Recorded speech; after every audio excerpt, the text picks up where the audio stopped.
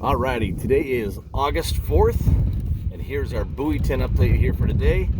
So the tides are starting to grow, and that means that the fish are starting to push upriver. So if you do the pro troll fishery or the wobbler fishery further up towards Longview, all the way up towards Bonneville Dam and beyond, you have yourselves a nice wad of fish coming up.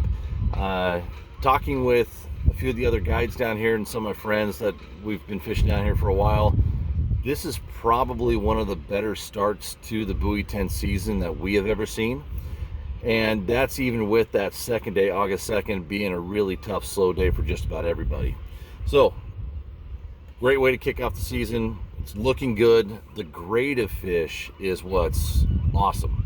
I'm seeing a lot of 20s, mid 20s. I've seen a couple 30s come to the dock. Boy, this is really cool to see, considering that the last few years you'd be lucky to get a 12-15 pounder. So we're getting big fish, we're getting a good number of fish, we're seeing a lot of upriver brights already. That's awesome, and you can tell an upriver bright by how long and skinny they are in smaller spots. That is a good indicator. Not a tell-all be-all, but that's a good indicator for an upriver bright.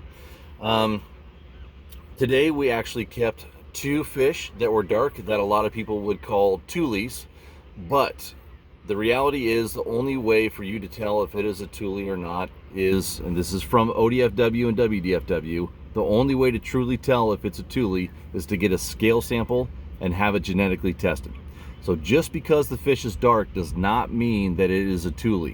There are a lot of fish that are lower river spawners that cut incredibly well. So just because the fish is dark does not mean it's going to cut pale. I've seen chrome bright fish cut pale, and I've seen dark colored fish cut bright red, coho red.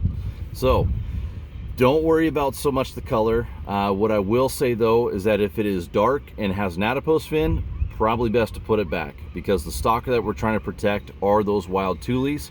So just to be on the safe side, if it has an adipose fin and it's dark colored, probably kick it back. If it's a hatchery fish, man, those fish are born to be bled. Kick them in the fish box, take them home with you. That is a prime fish to take back. If it cuts great or not, that's the gamble that we always take, but that's true even if it's a bright fish. As far as techniques, what worked today, my Bronco and Mexican hat colors really have not been doing that well, which is kind of interesting. It's been a lot of greens, and when the sun's out, a lot of greens, and when the marine layer is over top, a lot of reds.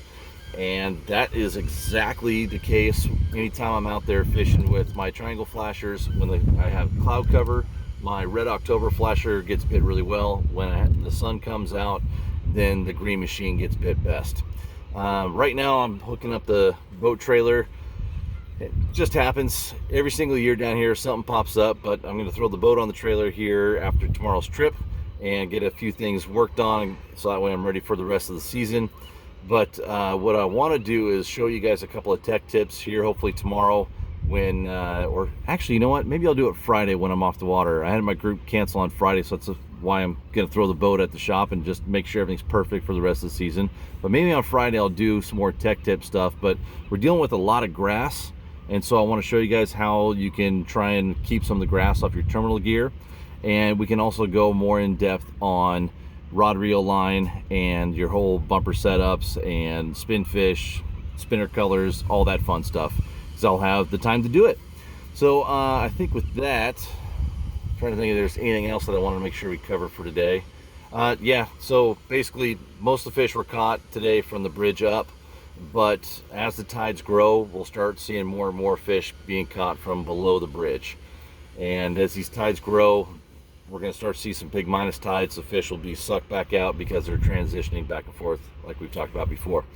Okay, with that, I'm going to go ahead and start towing the trailer back to the campsite and get ready for tomorrow's trip. We'll see you guys tomorrow afternoon. Later.